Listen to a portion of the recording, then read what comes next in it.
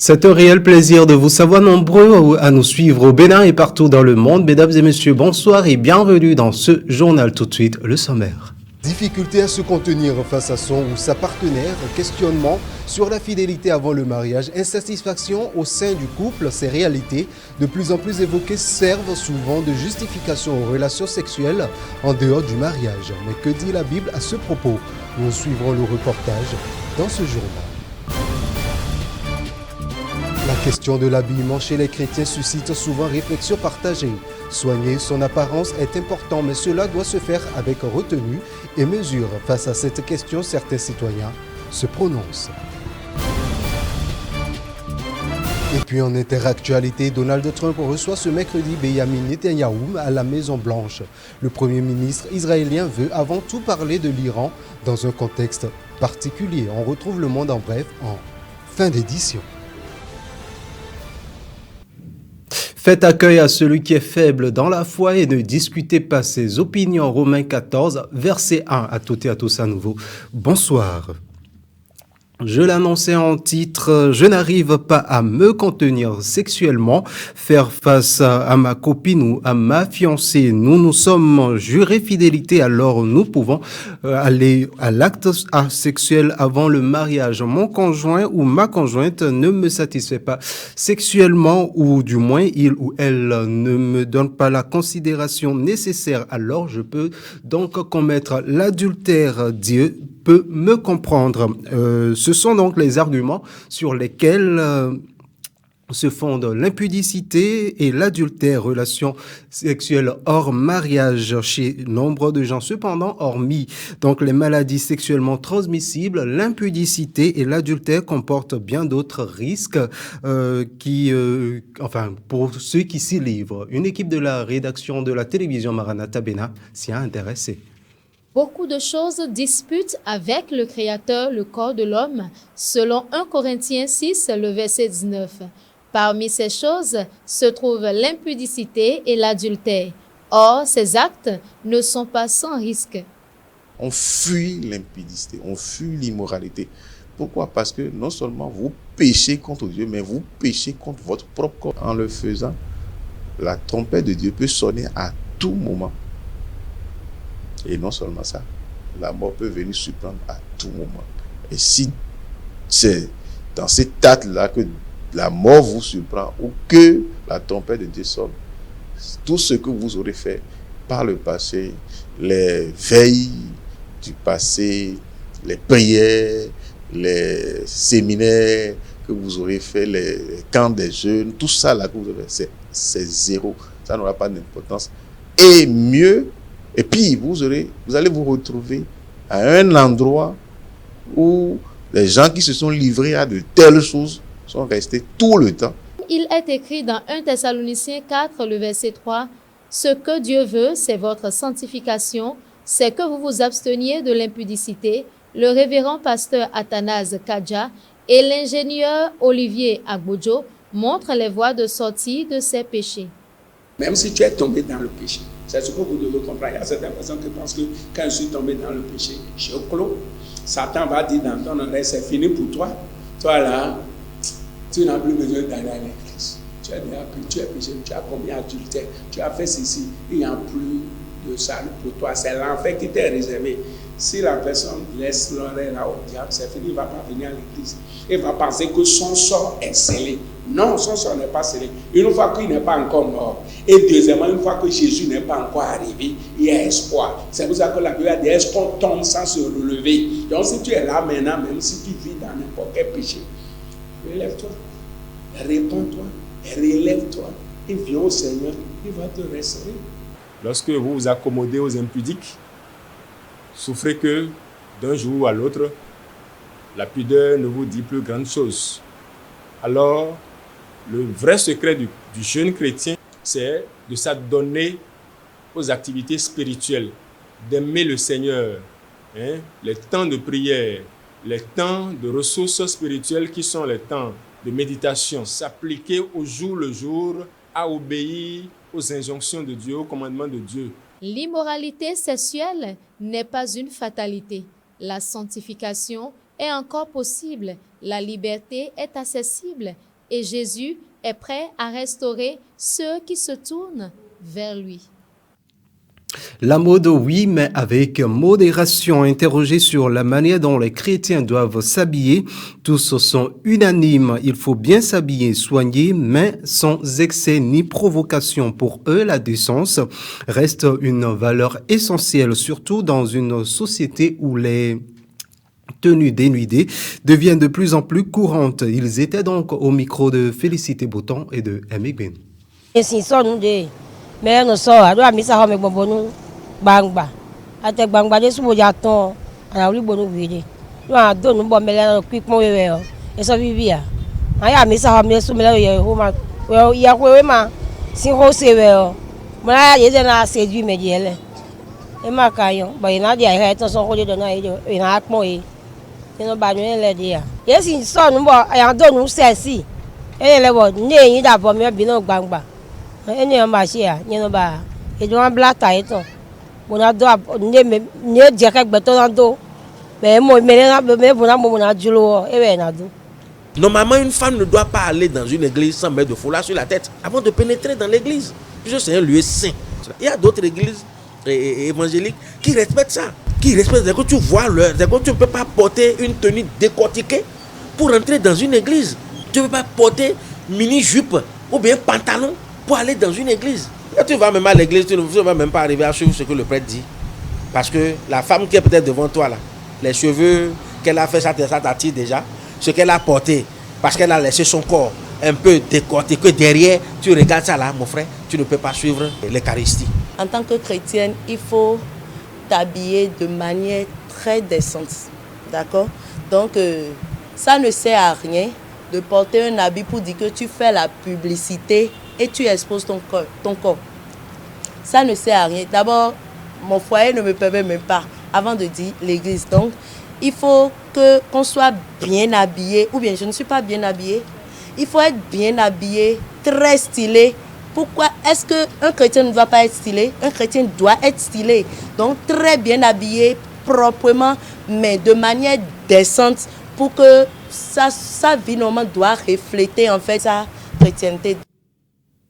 Et puis le pasteur Christophe Dewanon de l'église Foursquare s'est également exprimé au micro de la télévision Maranatha Bénin sur la manière dont la femme et les jeunes filles devraient s'habiller ou se présenter à l'église. Entre recommandations bibliques et réalité sociale, il précise la position de l'église et appelle à un équilibre entre décence et compréhension. Dans Deutéronome chapitre 22, verset 5, la Bible dit « Une femme ne portera pas des habits d'homme, ni un homme des vêtements féminins, car l'Éternel a en abomination ceux qui agissent ainsi. » Et 1 Corinthiens chapitre 6, verset 19, nous dit ceci. Ou bien encore, ignorez-vous que votre corps est le temple même du Saint-Esprit qui vous a été donné par Dieu et qui maintenant demeure en vous. Vous ne vous appartenez donc pas à vous-même. Donc, suivant ces deux passages, nous pouvons dire que Dieu nous conseille ou est intéressé sur notre habillement. Ça veut dire tout ce qui ressemblerait à cette façon d'habiller peuvent être ainsi en abomination à l'Éternel. Et Paul dit que notre corps doit être un corps saint, comme le Saint-Esprit habite en nous. Dieu regarde l'intérieur, oui, mais l'homme doit veiller sur son esprit et contrôler et ne pas se laisser influencer. Nous avons l'habitude déjà à partir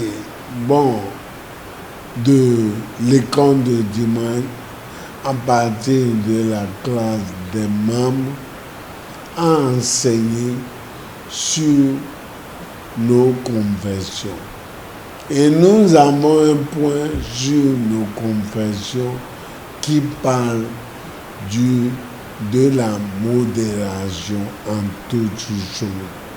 Alors, arrivé à ce niveau, nous parlons de la modération en habillement. Sujet interne mais délicat, la virginité continue d'interpeller et de diviser entre convictions personnelles, pression sociale et regards croisés de la société. Chacun en a sa propre vision. Pour mieux comprendre les enjeux qui l'entourent, la rédaction de la télévision Maranatha Bénin s'est également intéressée à la question. Suivez plutôt. Non, je ne suis pas vierge. Non, vierge parce que le codo H. Longtemps considérée comme un symbole d'honneur et de pureté dans plusieurs communautés, la virginité occupe aujourd'hui une place nuancée. Dans certains milieux, elle reste un repère moral lié au respect de soi et aux enseignements religieux. Dans d'autres, elle est comme un choix personnel. Je cherchais quelqu'un à qui me confier complètement, mais pas de me livrer partout quand même. Quelqu'un qui va me dévierger, mais la personne sera en fait mon mari. Dans les églises et les milieux confessionnels, la virginité avant le mariage est souvent présentée comme un acte d'obéissance à Dieu et une manière d'honorer son corps. Notre corps, qui est le temple du Saint-Esprit, ce n'est pas seulement les jeunes filles, permettez-moi, en Christ, qui doivent mener une vie de virginité, mais même nos garçons, je pourrais dire que doivent aussi mener une vie de virginité entre griffes, parce qu'il y a un autre mot pour eux. Et qui doivent rester puceaux, n'est-ce pas, jusqu'au mariage.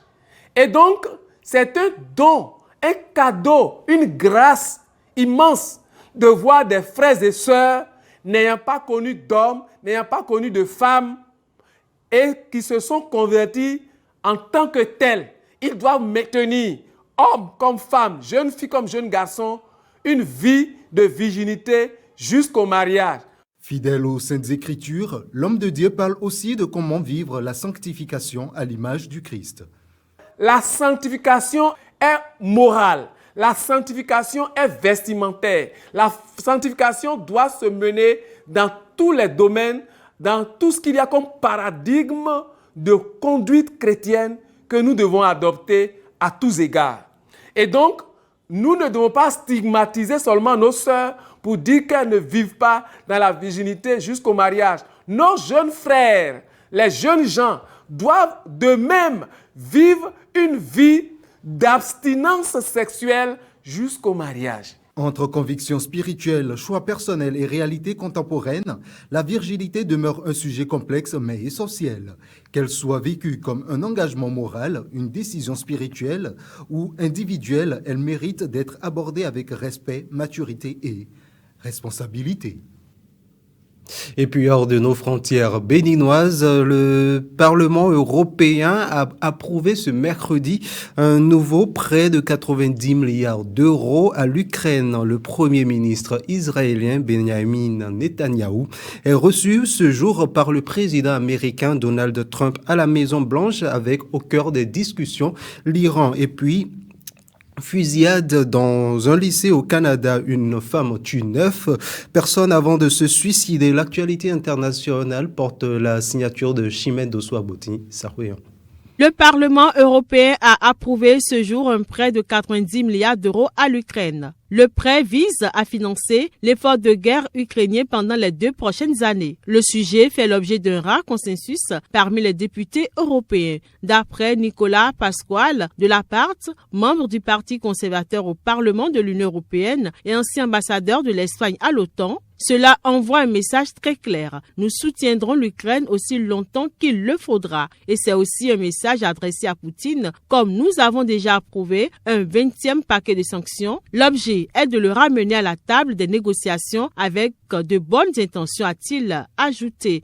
Le président américain Donald Trump reçoit ce mercredi Benjamin Netanyahou à la Maison-Blanche. Le premier ministre israélien veut avant tout parler de l'Iran dans un moment particulier. Les États-Unis et l'Iran ont entamé la semaine dernière des pourparlers pour, entre autres, aborder la question du programme nucléaire de Téhéran, alors que Washington maintient ses menaces d'une attaque sur la République islamique. Cette énième rencontre en un an entre les deux personnalités vise à convaincre l'élargissement des négociations en cours au-delà du dossier nucléaire. Le premier ministre israélien veut mettre sur la table le soutien iranien aux groupes armés hostiles à l'État hébreu et surtout la question des missiles balistiques détenus par Téhéran, une ligne rouge pour Israël qui estime que la menace est majeure. Il est ajouté que Washington est l'une des rares capitales qui continue à accueillir le premier ministre israélien visé par un mandat d'arrêt de la Cour pénale internationale CPI pour crimes de guerre et crimes contre l'humanité dans la bande de Gaza. Jusqu'à présent, les États-Unis ont affiché leur soutien à Israël, notamment au moment de la guerre des 12 jours en juin 2025, lorsque l'armée israélienne avait lancé une attaque contre l'Iran. Pour rappel, hier, le président américain a affirmé auprès de 2 médias qu'il envisage tout de même d'envoyer un deuxième porte-avions au Moyen-Orient, tout en précisant que Benjamin Netanyahou souhaite une bonne affaire, pas d'armes nucléaires, pas de missiles. Et puis, fusillade dans un lycée au Canada. Une femme tue 9 personnes avant de se suicider. Le drame s'est produit dans une localité de 2300 habitants située dans la province de la Colombie-Britannique à un peu plus de 1000 km au nord-est de Vancouver. La tireuse présumée a elle aussi été retrouvée morte, apparemment des suites d'une blessure qu'elle se serait infligée. Mesdames et messieurs, c'est la fin de ce journal. Merci pour votre aimable attention. Retrouvez-nous également sur nos canaux digitaux, YouTube, Facebook, TikTok, Instagram et X. Très bonne soirée en compagnie des programmes de la télévision Maranatha Bénin. Bonsoir chez vous et que Dieu vous bénisse.